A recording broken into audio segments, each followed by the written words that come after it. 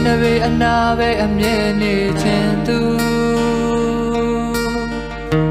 မင်းအတွက်အမြဲတမ်းအပြေခံလူတယောက်လို့မင်းလေးကြိုက်တယ်လို့အနိုင်ယူသွားလိုက်ပါမင်းမို့လို့အမြဲတမ်းမင်းအရှုံးပေးမယ်လို့မင်းလေးဆိုသမျှအမြဲလို့ခံသူပေးစားခြင်းလို့အချစ်ကိုခံယူထားလို့ကိုယ့်ရဲ့အချစ်ဟာအရာရာတိုင်းနဲ့